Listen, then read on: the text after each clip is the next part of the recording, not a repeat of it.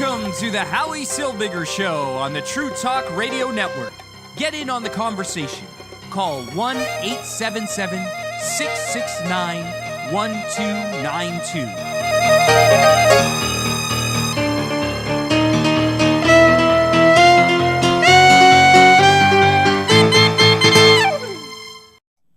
And I'm Howie Silbiger. This is the Howie Silbiger Show right here on the True Talk Radio Network. Thank you so much for being here and for joining me tonight.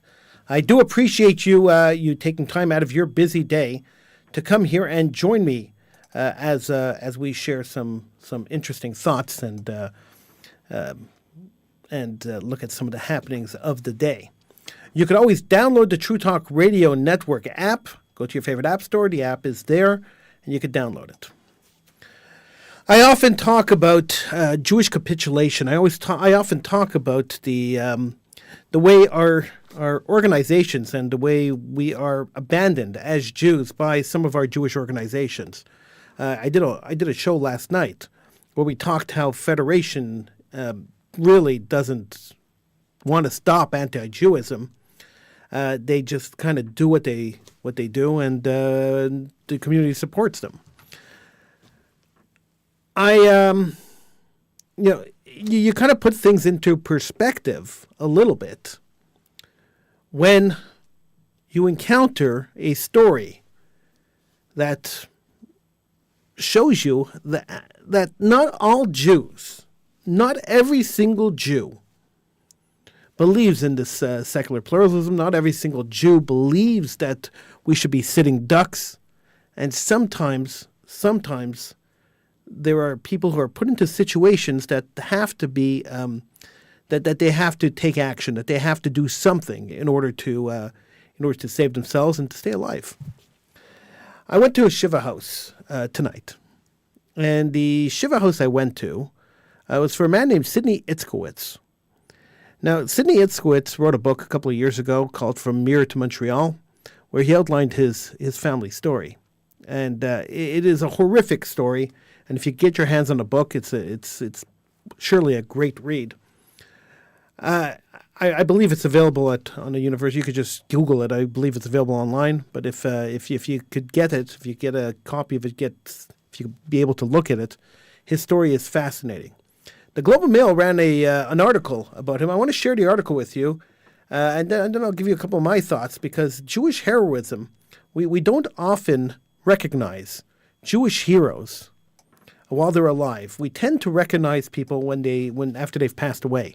So Sidney Itzkowitz died earlier this week, and we tend to not recognize these people, the people who put their lives on the line to help fight the Nazis, the people who put their lives on the line to ensure that they survived, and in the process also ensuring that Judaism survived, who came after the war, who built businesses, built families. These people didn't get enough credit while they were alive, and we tend to recognize them after they died. So this show is dedicated in his memory, and let's take a look at his story as told by the Globe and Mail. The article was written by Tu Thang Ha, and it was published yesterday in the Globe and Mail. There were 5 Jewish brothers in German-occupied Poland. They evaded the death squads that murdered their parents. They took part in a mass escape from a ghetto in a medieval castle. They joined partisan units operating behind enemy lines in the forests and marshes of Belarus. 3 of the brothers survived the war and eventually settled in Montreal, where they became successful entrepreneurs. Now the last of them has passed away. Sidney Itzkowitz died on Friday in Montreal. He was 96 years old. Quote, "You were witness to such evil at such a young age, but you did overcome it all and managed to build such an amazing and successful life," his daughter Selena said at the eulogy at the funeral service on Sunday. Mr. Itzkowitz and his brothers, Label, Zotek, Yitzchak, and Chaim, were part of a chapter of the Second World War that has only recently been more widely recognized. The Jewish resistors who evaded the Nazi genocidal juggernaut and joined guerrilla groups fighting in the rear areas of the Eastern Front. Mr. Itzkowitz's story is told through his memoir, From Mir to Montreal, posted on a University of Oregon history site, and in a post-war video testimonies that his surviving brothers gave to the Shoah Foundation. He was born Simcha Itzkowitz on January 3rd, 1927, the fourth of 5 boys. Their parents, David and Mushke, ran a butcher shop, in the small town of Mir in southwest of Minsk. In that time, Mir was a Polish town and part of the country that was overrun by the Red Army when the Second World War started in 1939. The Soviet authorities nationalized private businesses, so the Itzkowitzes turned to farming. Germany invaded the Soviet Union in June of 1941 and reached Mir within 5 days. The Germans executed the town's Jewish leaders and enlisted collaborators into a force of police auxiliaries. A neighbor informed the Germans that the Itzkowitzes owned a horse, so it was confiscated. The family still had a cow, and another neighbor, if she could keep it, and asked another neighbor if she could keep it for them in return for half the milk. She agreed and added that she could hide them if there was trouble. She would hide them. In the morning of November 9th, the police ordered all the town's Jews to gather in the main square. The Itzkowitz were knocked on the door of the woman who had their cow, but she didn't answer. Simcha was 14, Chaim was 11. They both went back home and hid in the attic. Police collaborators searched the house but did not find them. As the men were leaving, Simcha heard his father saying that he would go with them. Gunshots rang out. We heard our father groaning, then silence. Their mother was also amongst the 1,500 to 2,000 people murdered that day. Jews were shot all over town, a prosecutor said in 1997 during a war crimes trial in Britain against the former police chief of Mir. The 5 brothers were among the 850 survivors who were eventually rounded up and held in a ghetto set up in a rundown castle on the outskirts of town. One day, eldest brother Label told Simcha something in strict confidence. The police chief's Polish interpreter, Oswald Rufenstein, was actually a fugitive Jew who was helping the ghettos underground. In the summer of 1942, Mr. Rufenstein alerted them that he had overheard the Germans making plans to massacre the ghetto survivors on August 13th. Simcha was among a group who tried to run away on August 9th. He tied a knapsack packed with food to a rope and was lowering it from the castle's second story when he heard a commotion. Other prisoners were trying to stop them, fearing German retaliation. The underground eventually decided to stage a mass breakout on the night of August 10th. Mr. Rufus created a diversion that sent the police out of town to chase partisans. Meanwhile, about 200 Jews, including the 5 brothers, escaped after cutting the iron bars over the castle windows. The brothers took refuge at a farm of a family friend. They built a bunker in the forest where they sheltered through the winter, getting food from another farmer. In the spring, they had to flee to a swamp ahead of a German raid. Mr. Itzkowitz remembered being exhausted, wet, and freezing cold while hiding in the marshes. In May 1943, Itzhak managed to get a rifle, which enabled the brothers to join a partisan unit. But shortly afterwards, Label was killed in a clash with anti-Semitic partisans. Simcha, who was 16 by then, became a member of a workshop that converted unexploded ordnances into makeshift explosive devices that the partisans used to blow up railway tracks. That summer, the Germans launched an anti-insurgatory offensive. Simcha became separated from his group, and they retreated. The Germans opened fire on us with machine guns, and the man next to me was hit. He asked that I please shoot him, but the teenager felt bullets grazing his leg, so he kept running. He wandered in the forest, living off wild berries and water from puddles. At one point, he came upon a burning village. Later, he found a wounded partisan officer and eventually rejoined his unit. In 1944, the Soviets liberated the area. Zodek and Itzhak enlisted in the Red Army, but on their way to the front, a mine killed Itzhak and wounded Zodek. Simcha was due to start military training. However, quote, I decided that because the 2 of my brothers had been killed and another badly wounded, I must do everything possible to ensure that our family not wiped out completely. He applied to study auto mechanics at a trade school in the Ural Mountains. But when he got there after a month-long journey, he found hostile locals and no trade school.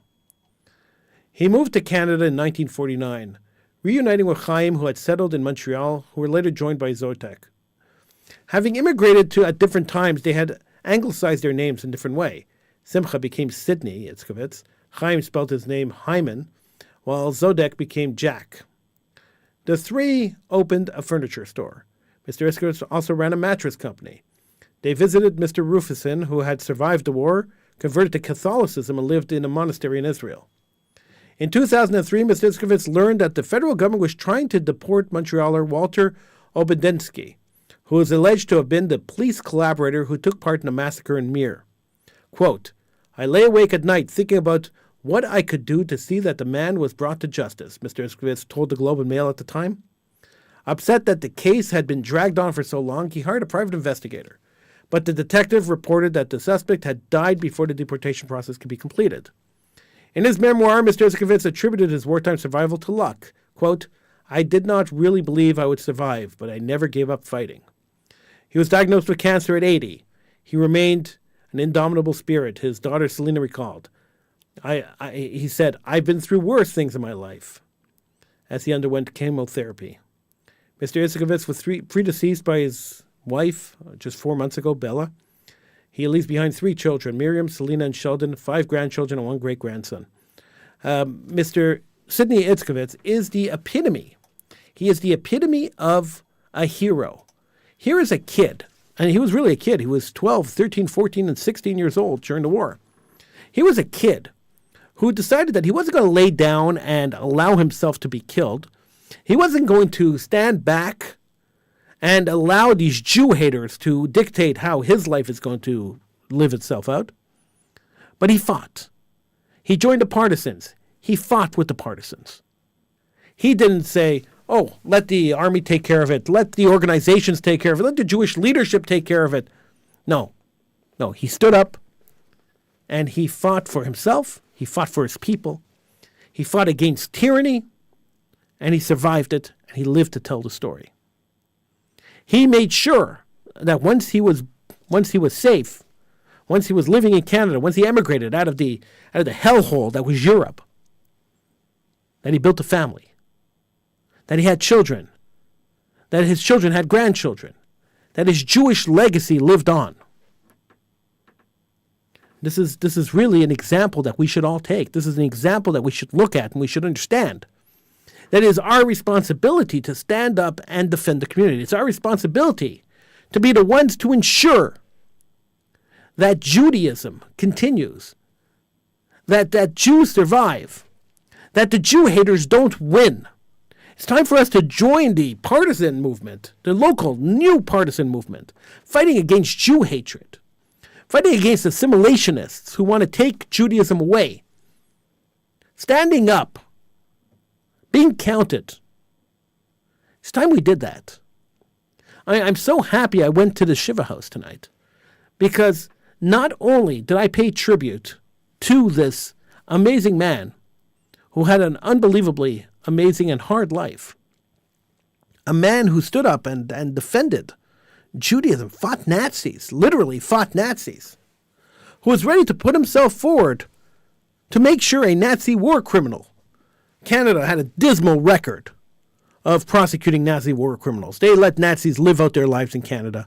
The Canadian government it's shameful that the Canadian government didn't do more to prosecute Nazi war criminals that fled to Canada. And there were a lot of them. Remember years ago, maybe 25 years ago, I was invited to meet the federal prosecutor, the Canadian federal prosecutor, who was in charge of Nazi war criminals in Canada. And there was only 4 or 5 of us that went to meet with this guy.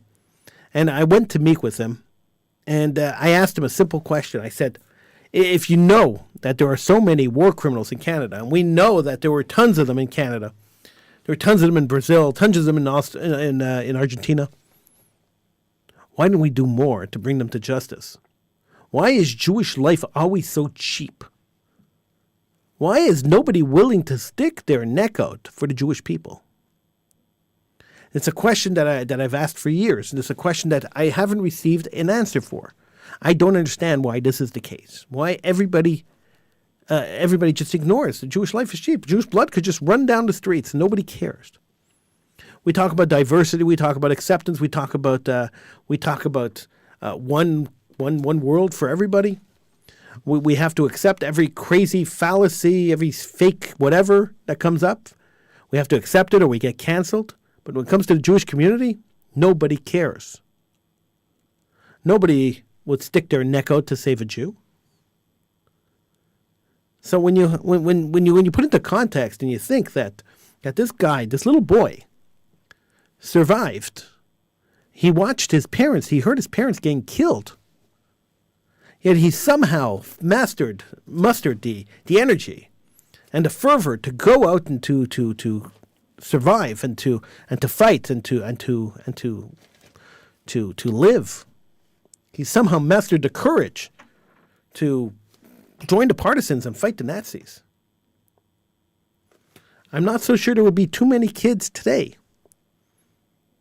that would have the wherewithal to do that.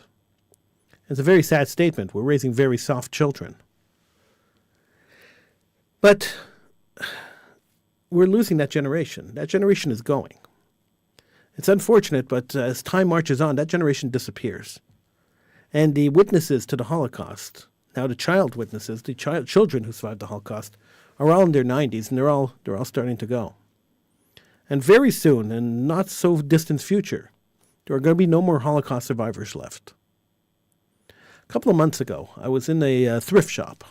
I don't often shop in thrift shops. I happened to be walking by a thrift shop when I saw a book being displayed in their book section. It was prominently being displayed. And I took a look at the book. It said, "The Real Himmler." So Heinrich Himmler was Adolf Eichmann's right-hand man. And the book said, "The Real Himmler." And I stopped and I went into the thrift shop and I took a look at the book. And it was written by David Irving, who's a notable Holocaust denier, a man who claims that the Holocaust is a Jewish myth made up and created so Jews could have sympathy for the rest of the world, and that Jews could create the state of Israel based on the sympathy that the world had for their fake massacre. He claims that the gas chambers were fake. The man is a nutcase. But this book, it's over 1,000 pages, was being prominently displayed in the thrift shop and for sale. So in an effort not to have this garbage disseminated, I purchased the book. I bought the book. It's still sitting here in my house. I don't know what to do with it. It's still sitting at home. I'm not sure what to do with it, but the book is lying there. But I just took it out of circulation because I didn't want anybody else to read it. Now with the Holocaust survivors all dying off and coming to a point where there are going to be no more Holocaust survivors to tell their stories, it is so important, inherently, unbelievably important, that we enhance Holocaust education. Now, I'm not saying enhance the education that we were murdered in gas chambers and our bodies were piled up. That's not the education that we should be enhancing. We should be telling stories like the story of Sidney Itzkovitz. We should be telling stories of strong Jews who fought and helped the Jewish community win the war. We took great losses, that's true. Unbelievable losses, heartbreaking losses, crazy, unbelievable, heartbreaking losses. But at the end of the day, we won. At the end of the day, the Jews are still here, the Nazis aren't. We were the victors of the war. We were gravely injured. But we were victors. We won. And we have to start telling the story of the Jews who helped us win. The Jews who fought. The Jews who put their lives on the line so that we could be here today talking. And I could be sitting here today telling you about this Jewish national hero. Their names should be inscribed in the history books. These people should be remembered. And all of them, all the survivors should be remembered. The suffering should be remembered, but also the way they lived before the war and the way they built communities after the war. It's extremely important to show that you could be at rock bottom. You could be at the lowest point in your life. But there's always a chance. There's always hope. It's such an inspirational story. The story of the Jewish people is so inspirational. It's just a shame that we don't share it often enough. It's a shame that we have children, or we have young ones who are running away from Judaism and don't understand how difficult it is to be a Jew. How our ancestors put their lives on the line and lost their lives in many cases because they were Jews. Every Jew that steps away from Judaism, every Jew that turns their back, every Jew that intermarries, every Jew that that decides that Judaism is not for them or doesn't believe in Judaism. It's one more nail in the coffin of the Jewish people. Rabbi Lau, the former chief rabbi of Israel, in a speech maybe 6-7 years ago, did the numbers, and he said statistically, more Jews have been destroyed, more Jewish life has been destroyed since the Holocaust than during the Holocaust. And it was voluntary. Jews choosing to walk away from the religion. We got to stop it. We got to resell the religion to our young. We have to encourage them to be focused and to enjoy the religion and to like the religion and to fall in love with it. It's the only way the Jewish people are going to survive. We have to thank people and remember people like Sidney Itzkowitz who put their lives on the lines to fight the Nazis. We have to remember their stories. We also have to remember that it's our responsibility to be Sidney Itzkowitz's and to fight against the Nazis of today, assimilation, Jew haters, and everything in between. I'm Howie Silbiger. Thank you for joining me. I'll see you again next time.